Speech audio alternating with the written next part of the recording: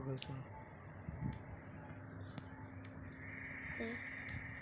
ये कहानी आज से 100 साल पहले की है, जब अंग्रेज भारत पे राज किया करते थे। दक्षिण भारत के एक छोटे से गांव में एक तांत्रिक परिवार रहता था, जिसमें 3 लोग थे। वीरभद्र, उसकी पत्नी रेणुका और उसकी बेटी दक्षिणी। दक्षिणी की सुंदरता विलक्षण थी। वो थी तो दक्षिण भारत से, पर दूध की तरह गोरी थी।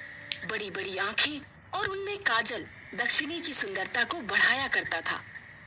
इस समय हर गांव वाले को अंग्रेजों को लगान देना पड़ता था। कोई पैसे देता तो कोई अनाज। दक्षिणी का परिवार तांत्रिक क्रिया करता था। न उनके पास खेत था और न ही कमाने का और कोई जरिया। उनका घर लोगों की दी गई दीक्षा से चलता था। दक्षिणी अपने बाबा से तांत्रिक क्रियाएं सीखा करती थी। दोनों बाप बेटी साथ में साधना में लीन रहते। क्या करूं मैं इस बाप बेटी का? अरे दक्षिणी, सुबह से शाम हो गई, तूने अब तक घर का एक भी काम नहीं किया। अब क्या मुझे ही सारा काम करना पड़ेगा? शुरू हो गई तुम्हारी खिटखिट। वो साधना कर रही है, तुम थोड़ी देर चुप नहीं रह सकती क्या? सुबह से मैं चुप ही हूँ। समय देखो, सांझ होने वाली है। तभी दक्षिणी भी अपनी साधना से उठ गई। माँ, समय का पता ही नहीं चला। मैं अभी घर का सारा काम करती हूँ। तुम सारा काम खत्म कर लो दक्षिणी, फिर मैं तुम्हें भूतों का सामना करना सिखाऊंगा। जी बाबा। दक्षिणी ने अपने घर की सफाई की, माँ के साथ खाना बनाया और फिर वो अपने बाबा के कमरे में गई। दक्षिणी, भूत और पिशाचों से काबू पाना आसान है। सिर्फ हिम्मत चाहिए और वो तुम्हारे गुलाम बन जाएंगे। पर क्या वो हमें हानि नहीं पहुँचाएंगे? क्यों नहीं, वही तो उनका हथियार है। वो तुम्हें डराएंगे, धमकाएंगे, पर अगर तुम तब भी टस से मस्त ना हुई तो उनके पास कोई जरिया नहीं तुम्हारी गुलामी करने के अलावा। ठीक है बाबा। अब मैं इस कमरे में एक भूत छोड़ रहा हूँ, तुम्हें उस पर काबू पाना है। तुम तैयार हो? दक्षिणी ने हाँ में मुंडी हिलाई और वीरभद्र ने एक बोतल से भूत को आजाद किया।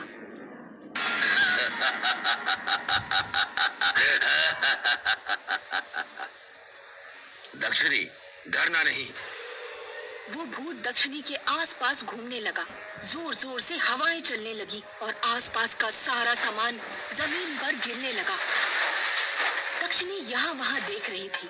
तभी उस भूत ने दक्षिणी के बाल का एक सिरा उठाया और हवा में उड़ाने लगा। मेरे बाल इतने पसंद आ गए क्या तुम्हें? भूत ने बाल नीचे रख दिए। अब तुम्हारी उछल कूद खत्म हो गई है तो यहाँ आओ। वो भूत और जोर जोर से चीजें पटकने लगा। सुना नहीं? यहाँ आओ। और सब एक साथ शांत हो गया। वीरभद्र ये देख खुश हुआ। यहाँ मेरे सामने आओ। वो भूत दक्षिणी के सामने बैठ गया और तुरंत वीरभद्र ने उसे बोतल में कैद कर लिया। शाबाश दक्षिणी, पहली बार में कोई भूत का सामना नहीं कर सकता, पर तुमने कर दिखाया। तुम मेरी ही बेटी हो। वीरभद्र दक्षिणी के किए से बहुत खुश था। उसने अपनी पत्नी को भी बताया। अब क्या ये भी भूतों से खेलेगी? क्यों नहीं, इतना साहस आम नहीं है। ये मेरी बेटी है और ये मेरे परिवार की तांत्रिक परंपरा आगे बढ़ाएगी। दक्षिणी खुश थी कि वो अपने परिवार की परंपरा आगे बढ़ाएगी। वीरभद्र ने दक्षिणी का तांत्रिक प्रशिक्षण जारी रखा। वो रोज दक्षिणी को किसी न किसी भूत पिशाच के बारे में सिखाया करता था।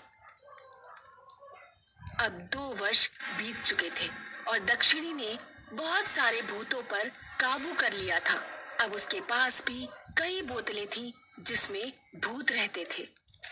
एक दिन दक्षिणी गांव के कुएं से पानी लेने गई और यहीं एक अंग्रेज अफसर हैरी की नजर उस पर पड़ी। ओह गुडनेस, क्या कमाल की लड़की है। साउथ इंडिया में ऐसा ब्यूटी। हवलदार, ये लड़की कौन है? ये लड़की दक्षिणी है। ये एक तांत्रिक परिवार से है। तांत्रिक मतलब वही जो घोस्ट वोट से बातें करते हैं ना? जी सर, पर इसके परिवार वाले थोड़े अलग हैं। ये भूतों को अपना गुलाम बनाते हैं और सुना है ये लड़की अपने परिवार की परंपरा आगे बढ़ाने वाली है। मतलब ये भी भूतों से बात करती है? जी sir. I don't believe you, but मुझे वो लड़की चाहिए। चलो उसके घर जाते हैं। हवलदार अंग्रेज अफसर को दक्षिणी के घर ले गया।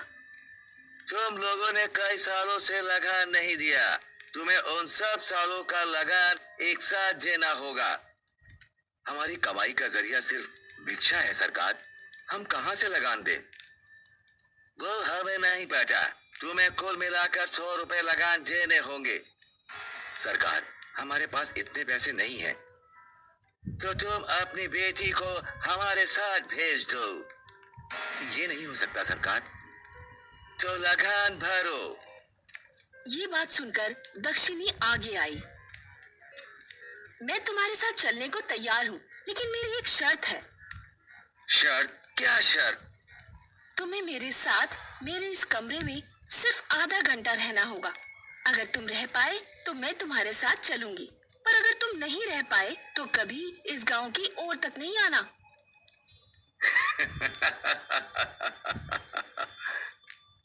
वीरभद्र अपनी बेटी का साहस समझ गया था। हवलदार ने वीरभद्र की हंसी देखी और फिर अंग्रेज के पास गया। सर, ये खतरनाक हो सकता है। क्या खतरनाक? I don't fair ghost. Ghost होते ही नहीं है। उससे ये अनपढ़ हिंदुस्तानी डर सकते हैं, मुझ जैसे पढ़े लिखे अंग्रेज नहीं। मेरी बात सुनिए सर। अंग्रेज ने हवलदार की नहीं सुनी और वो सीधा दक्षिणी के बताए हुए कमरे में चला गया। पीछे पीछे दक्षिणी भी चली गई। बेचारा हवलदार वहीं सोचता खड़ा रह गया। दक्षिणी ने अंदर से दरवाजा बंद कर लिया। इन सब बोतल से ही तुम लोगों को डराते हो ना? हाँ। इसमें इतने कलर्स क्यों भरे हैं? किसी में रेड, किसी में ब्लू, ग्रीन। कलर से भी डराते हो क्या? शायद। चाहो तो कोई भी एक बोतल खोल लो। मैं भी यही सोच रहा था, बट मैं एक नहीं सब खोलूंगा। दक्षिणी मुस्कुराई और अंग्रेज ने एक एक करके 3 बोतलें खोल दी।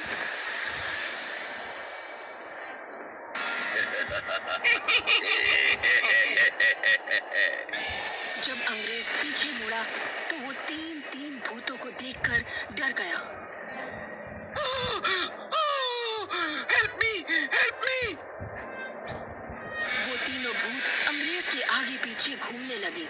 अंग्रेज पसीना पसीना हो गया। जैसे ही वो भूत आगे बढ़ने लगे तो अंग्रेज चिल्लाने लगा।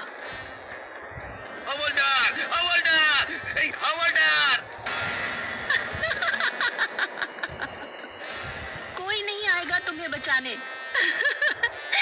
ये मेरे गुलाम हैं, सिर्फ मेरी बात मानते हैं। और फिर एक भूत ने अंग्रेज को हवा में उल्टा लटकाकर पटक दिया। दक्षिणी, प्लीज फॉरगिव मी। तुम्हें मैं चाहिए थी ना? और फिर तीनों भूतों ने अंग्रेज को दीवार से लटका दिया। मुझे माफ कर दो दक्षिणी, मुझे कुछ नहीं चाहिए। Forgive me, I am sorry.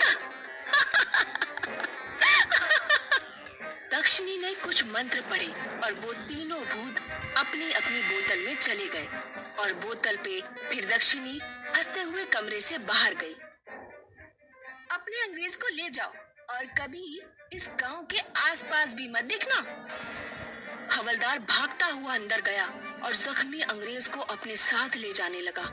अंग्रेज की पूरी अकड़ मिट्टी में मिल गई थी और वीरभद्र का अपनी बेटी पर नाज बढ़ गया।